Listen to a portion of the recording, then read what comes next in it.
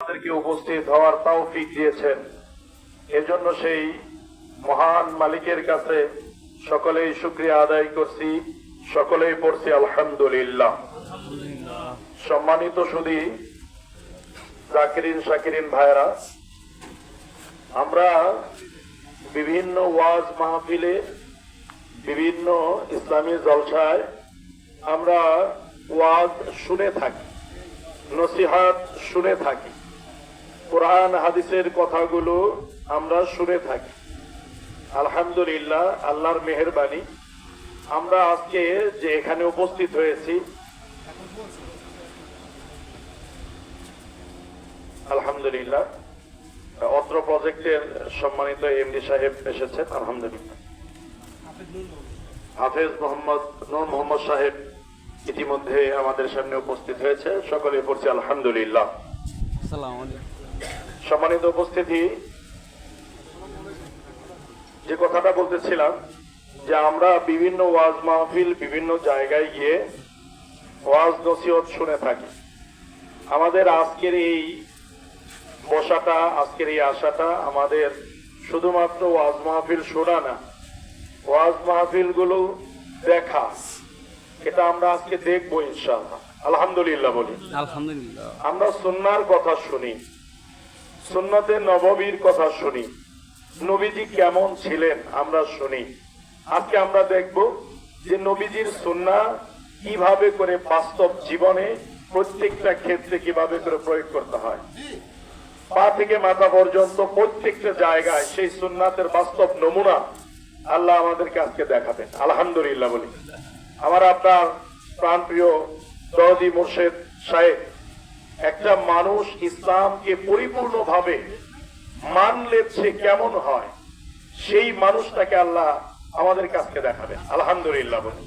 আমার ভাইয়েরা, আমি আপনাদের সামনে পবিত্র কোরআনুল কারীম থেকে এখানে আয়াত তিলাওয়াত করি। আমার দরদি মুর্শেদের নির্দেশ ক্রমে কিছু কথা আপনাদের সামনে বলার চেষ্টা করব। ভুলভ্রান্তি আগেই ক্ষমা চেয়ে এনেছি। আল্লাহ রাব্বুল আলামিন, আমরা মানুষ, আমাদের ব্যাপারে কিছু কথা কোরআনুল কারীমের মধ্যে বলেছেন। প্রথমত আল্লাহ আমাদের ব্যাপারে বলেছেন, লাকাদ খালাকনাল ইনসানা ফি আহসানি তাকওয়িম। আমি মানুষকে সৃষ্টি করেছি সবচেয়ে সুন্দরতম অবয়বে, সবচেয়ে সুন্দরতম গঠনে। আমি আর আপনি মানুষ, আমার আপনার কাছে অনেক জিনিস সুন্দর মনে হয়, অনেক কিছুই সুন্দর মনে হয়। একটি লাল গোলাপ ফুল হাতে নিয়ে আমরা সেই গোলাপ ফুলের সৌন্দর্যে বিমোহিত হই, সেই সৌন্দর্য আমাদেরকে আকর্ষণ করে। পাহাড়ের ঝর্ণা প্রবাহিত হয়, সেইটা আমাদেরকে আকর্ষিত করে, সেটা আমাদের কাছে সুন্দর মনে হয়। সবুজ বন, এটা আমাদের কাছে সুন্দর মনে হয়। নীল জলরাশির সমুদ্র, এইটা আমাদের কাছে সুন্দর মনে হয়। আর আল্লাহ রাব্বুল আলামিন, আমার আপনার সৃষ্টিকর্তা, আমার আপনার রব, আমার আপনার খালিক মালিক আল্লাহ সুবহানাহু ওয়া তাআলা আমাদের ব্যাপারে বলেছেন, মানুষ তোমার কাছে হাজারো জিনিস সুন্দর, আর এই গোটা মাখলুকের মধ্যে তুমি মানুষ আমি আল্লাহর কাছে সবচেয়ে বেশি সুন্দর।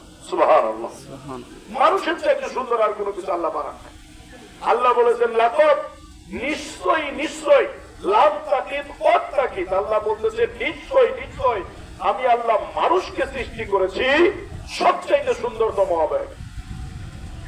একদিকে আল্লাহ আমাদেরকে সৌন্দর্যের সার্টিফিকেট দিয়েছে, আরেকদিকে আল্লাহ রাব্বুল আলামিন আমাদের ব্যাপারে বলেছেন, লাকাদ কাররামনা বানি আদম, নিশ্চয়ই আমি আল্লাহ রাব্বুল আলামিন বনি আদমকে বানিয়েছি সবচেয়ে সম্মানিত করে।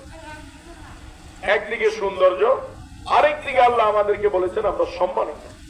এরপরে আমাদের সৃষ্টির শুরুতে আল্লাহ রাব্বুল আলামিন বলেছেন, ওয়া ইয ক্বালা রাব্বুকা লিল মালাইকাতি ইন্নী জাইলুন ফিল আরদি খলিফা, আমি দুনিয়াতে আমার খলিফা, প্রতিনিধি সৃষ্টি করতে চাই। মানুষকে আল্লাহ রাব্বুল আলামিন খলিফা বলেছেন।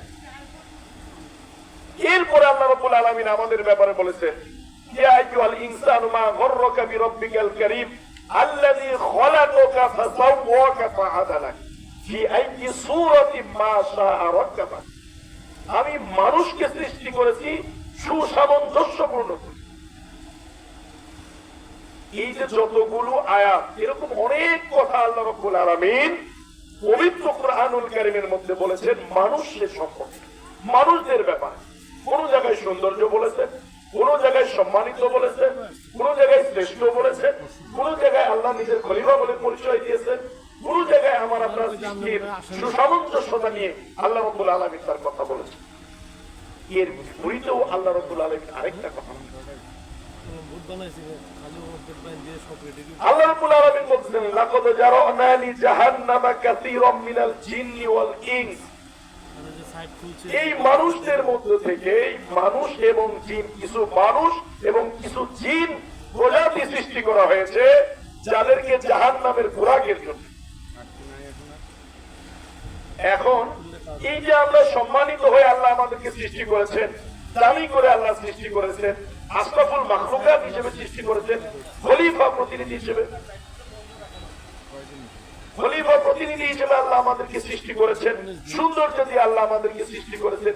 বিপরীতে আল্লাহ রাব্বুল আলামিন এই মানুষের সম্পর্কেই বলেছেন যে এই মানুষের মধ্য থেকে কিছু মানুষ, কিছু জিন, এদেরকে জাহান্নামের লাকড়ি, জাহান্নামের খোরাক বানানো হবে। তারা কারা?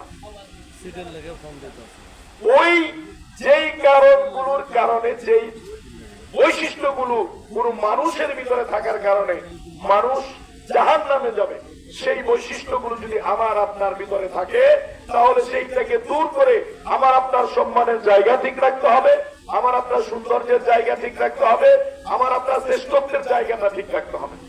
আল্লাহ রাব্বুল আলামিনকে আমরা যদি জিজ্ঞেস করি, আল্লাহ তুমি এতগুলো গুণ বলার পরে যেই জাহান্নামীদের পরিচয় তুমি দিলে, সেই জাহান্নামীদের প্রথম গুণটা কি হবে? কেন এই মানুষ দিয়ে তুমি জাহান্নামটাকে জ্বালাবে? আল্লাহ রাব্বুল আলামিন বলেছেন, ফাইল্লাম তাফআলু ওয়া লান তাফআলু ফাত্তাকুন নারাল্লাতী ওয়াকুদুহা আন-নাস ওয়াল হিজারা। ওই জাহান্নামের ইন্ধন হবে, জাহান্নামের জ্বালানি হবে, জাহান্নামের লাকড়ি হবে মানুষ এবং পাথর। আন-নাস ওয়াল হিজারা, আল্লাহ বলেছেন ওই মানুষ এবং পাথর। কোন মানুষ? আল্লাহ এত আদর করে, এত যত্ন করে, এত সুন্দর করে, এত শ্রেষ্ঠত্ব দিয়ে যে মানুষ বানালেন, এই মানুষ কি জাহান্নামের লাকড়ি হবে? আমার ভাইরা, না, এই মানুষ জাহান্নামের লাকড়ি হবে না, এই মানুষ জাহান্নামের লাকড়ি হবে না। কোন মানুষ জাহান্নামের লাকড়ি হবে সে কথা আল্লাহ রাব্বুল আলামিন পবিত্র কোরআনে বলেছেন, লাহুম কুলুবুল লা ইয়াফকাহুনা বিহা।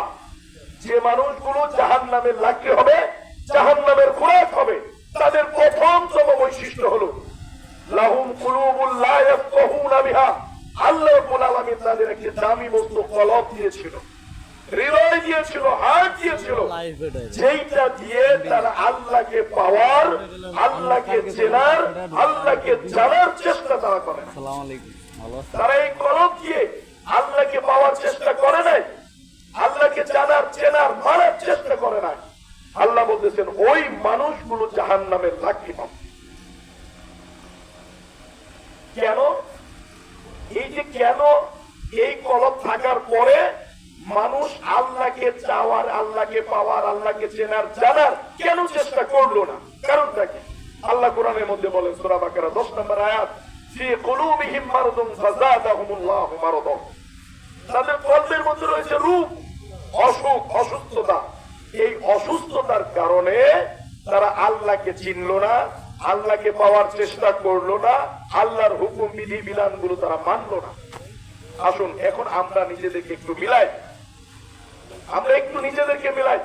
আল্লাহ বলতেছেন তাদের কলবের ভিতরে রোগ আছে, এই রোগের কারণে তারা আমি আল্লাহকে পাওয়ার চেষ্টা করে না, আল্লাহকে চেনার চেষ্টা করে না।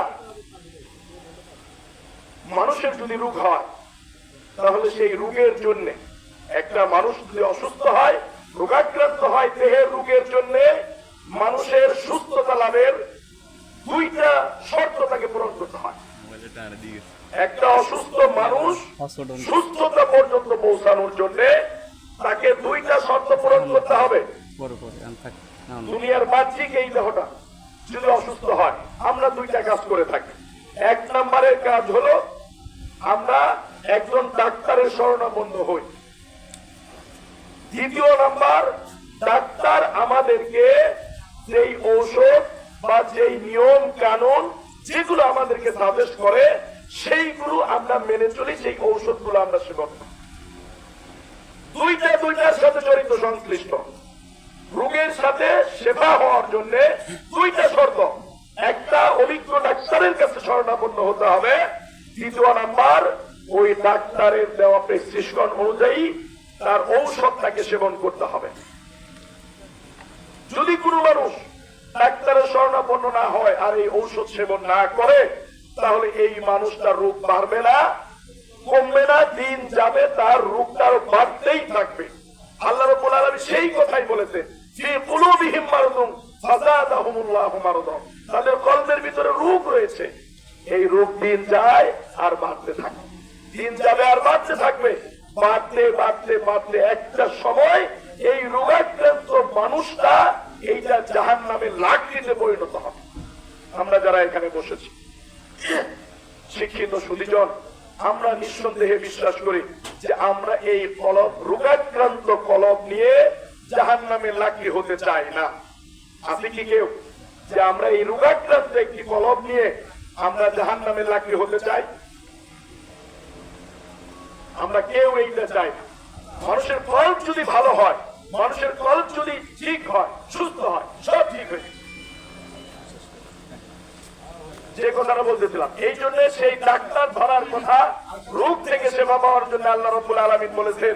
সেই ডাক্তারের কথা কোরআনের মধ্যে বলে দিয়েছেন, রুহের ডাক্তার, আত্মার ডাক্তারের কথা বলেছেন, ইয়া আইয়ুহাল্লাযীনা আমানুত্তাকুল্লাহা ওয়া কুনু মা'আস সাদিকিন, তোমরা আল্লাহকে ভয় করো আর একজন আল্লাহর ওলির সাথে সম্পর্ক তোমরা জুড়ে দাও, একজন ডাক্তারের শরণাপন্ন হও। ডাক্তারের শরণাপন্ন হলে, ঔষধ সেবন করলে যেমন রোগ ভালো হয়ে যায়, আত্মার ডাক্তারের সাথে ঠিক তেমনি ভাবে শরণাপন্ন হয়ে তার দেওয়া প্রেসক্রিপশন অনুযায়ী নিজের জীবনটা সাজালে মানুষটা জান্নাতের উপযোগী হয়ে যায়। আল্লাহ রাব্বুল আলামিন যেন আমাদের সকলকে এই কথাগুলো বোঝার তৌফিক দান করে, বলে আমিন। আমি আর আপনি আমাদের মাঝে আজকে একজন আল্লাহর ওলি পেয়েছি, আত্মার রুহের একজন ডাক্তার পেয়েছি। আমরা তার হাতে হাত দিয়ে বায়াত গ্রহণ করে আমরা নিজেদেরকে সেই জাহান্নামীদের মধ্য থেকে, রোগাক্রান্ত কলব থেকে নিজেদের কলবটাকে পরিশুদ্ধ করার চেষ্টা করবো। আল্লাহ যেন আমাদের সকলকে তৌফিক দান করে, বলে আমিন। ওয়া আলাইনা ইল্লাল বালাগ। আসসালামু আলাইকুম ওয়া রাহমাতুল্লাহ। আলহামদুলিল্লাহ, হযরত মাওলানা মুফতি